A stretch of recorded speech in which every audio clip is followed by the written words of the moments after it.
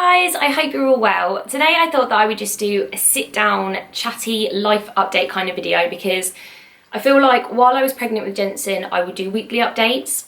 And of course they were pregnancy updates, but I would also let you guys know what was going on in my life. I would cry and I would laugh and I would moan about things. I get a lot of questions on how things are going, like personal life wise. You know, I feel like I vent to you guys when I need to, but then I don't necessarily update you when everything's okay. So I thought I would do another update. So at the moment things are going well. It's, yeah, life is really good in some ways and really heartbreaking in other ways. I feel like, oh my god, you know anything, I'm just going to sit down and do a little update and now I feel really emotional. Okay, so firstly the kids are doing amazingly. Jensen is 3 months old. I am about to film his 3-month update as well, so I won't go too much into him, but he had his jabs yesterday. He was a little bit sad for a few hours and then he slept through the night for the first time, including a dream feed. He did like 6:30 till 5:30, so yeah, he is good. He's a big boy, he's happy and chilled out. He's in his room, in bed at the moment. I couldn't ask for an easier child when it comes to Jensen. Jasper is struggling at the moment. He was doing really well when Jensen first came along. He settled into being a big brother amazingly, and I knew a lot of people said, you know, children regress, he might start wetting himself, he might start having tantrums, all of these things, and I expected it. So it's not a shock, but it doesn't make it any easier to see. I would say the last 2 or 3 weeks, he's just changed. He's just really different. It's nothing drastic at all. He's still his fun-loving, crazy, wanting to be naked all of the time, creative, adventurous self. And I'll do another update on him actually, because I think it would be good to do a video for him because I haven't in so long. But we've started having a lot of baby talk. We've started having a lot of accidents out in public, which he never used to have before. He'd gotten potty training down to a T. He decided that he didn't want to wear nappies to bed anymore, which is the only time he was wearing them. So I don't know if maybe that was too much pressure, or I don't know. A lot of people say when their babies are 1 or 2 months, their toddlers then hit the kind of stage. So yeah, lots of that, lots of baby talk, lots of I want mummy, I want daddy, crying at nursery drop off, clinginess, not wanting to go to bed, just typical toddler stuff, but just a lot of stuff that it's all kind of happened in one. And I feel like we've had the terrible twos since he was about 18 months, but this has been different. It's definitely different. So that's been tough. We've been trying to just focus a lot of attention on him, and I only work now when Jasper's at nursery or in the evenings, which is why I'm pretty tired a lot of the time, but I need to be giving my attention to Jasper. I can't be on my phone. If I hear him say, "Mummy, put your phone down one more time," I think, oh, it's horrible. I think I might cry. So yeah, it's been a bit difficult, but we're working on it. If any of you have got any tips, then please let me know. Reese is so good. We were saying the other day, he used to be really shy, didn't have much of an appetite, wouldn't dance, wouldn't be like this outgoing person, whereas Jasper was. And now all of a sudden Jasper's a bit goes a bit shy and his appetite has dropped. It's come back up now, but all of a sudden Reese just eats everything and he's really confident and he dances and it's he's really come into his own. So he's absolutely fine, he's brilliant. Pete is good, work's going really well for him. He's been working away in Paris and London and all over, but yeah.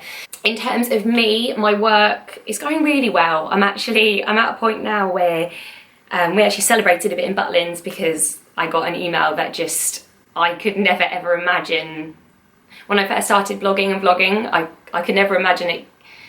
Each stage I'll start again. Each stage that I get to, I would never have imagined it getting to that. And then when I signed up with Channel Mum, and honestly, Channel Mum are my tribe. I could not, I feel like I'm emotional, really emotional at the moment, but it's been life-changing. Being part of Channel Mum has changed my life in so many different ways. The community, the support, the confidence that it's built for me, the financial aspect. I'm able to contribute to my house now, which has always been a big thing for me. I've hated the fact that Pete has been the breadwinner and that I've had to ask for money. I've always struggled with that. I love now that I haven't had to ask for any money and I haven't had to, I'm able to buy him things, and I'm able, if Pete one day turned around and said, "I can't get a contract for 3 months," that's okay, I've got us covered.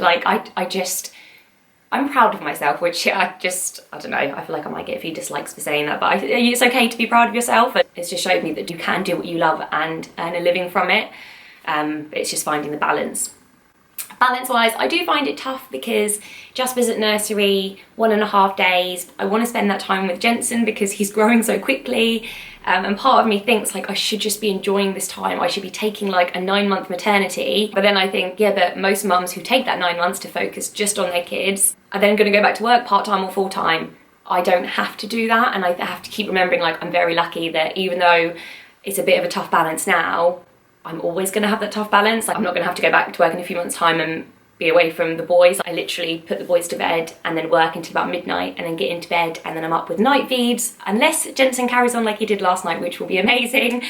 And then it's just go, go, go during the day, because I'm one of those that if I don't do something every day with Jasper, I feel guilty. And I know you shouldn't, and it's okay to have like movie days and stay in, but I need to leave the house to stay sane. So yeah, that's it in terms of me. Now, one of the things that I spoke about a lot during my pregnancy, me and Pete had troubles. Like I spoke about that a lot during my pregnancy, but we're good now. We're on a really good stage. And I think it's because we've had a lot go on with our families.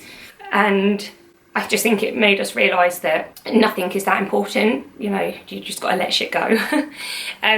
So my mum had cancer during my pregnancy. She found out when I was a couple of months pregnant.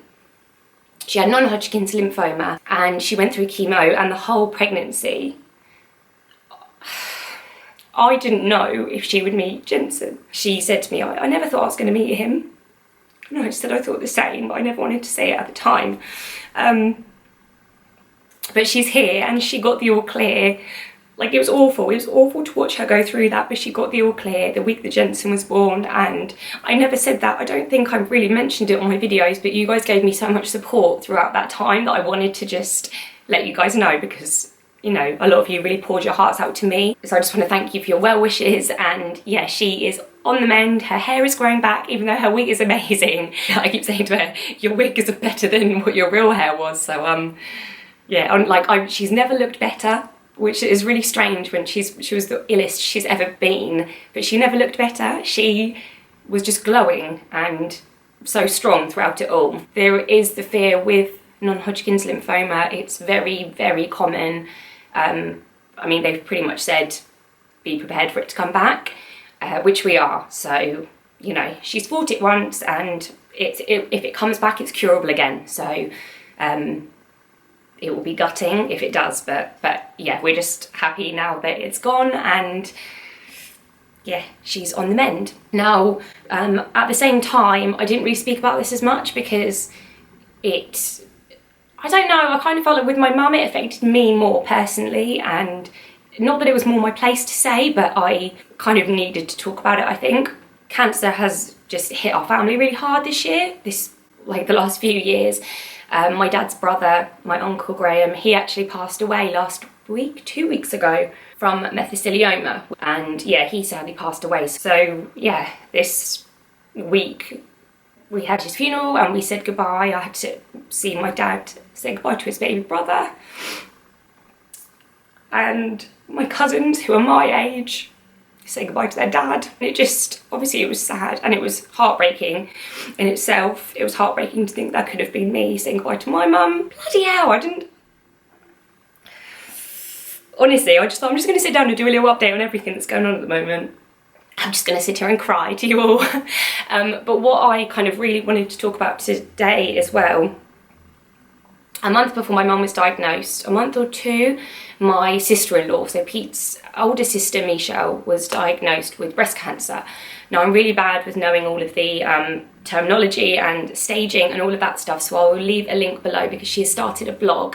Now, she has 2 young children. She has Macy and Freddie, and it was really, really tough journey for her. With her diagnosis, it was a case of having her breast removed, which I just couldn't imagine was, you know, she dealt with it amazingly. You wouldn't think that she'd gone through what she had, but she had her breast removed, and she then had chemotherapy and radiotherapy to kind of just make sure the cancer, like, kill off any little cancer cells that may be lurking. But once the breast was removed, we were under the impression that the cancer was also gone, so it wasn't so much of a long-term worry. It was, you know, at the time horrible and sad that she had to go through the chemo and everything else, but we thought, you know, the cancer's gone.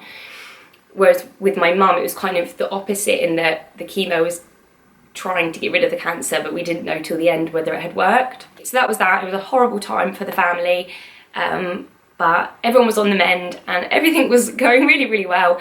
And then Misha's cancer came back, and, you know, she's in her early 30s, she has 2 young children, she has secondary cancer, which is incurable, and it will take her life at some point. And, you know, they're not saying it will be a year, they're saying it, you know, she could have many, many, many happy years ahead of her, but the chances are that cancer will be what takes her life. And Pete's family have already lost his brother, so for him and his sister to lose another sibling, and for their parents to lose another child, it's just horrible.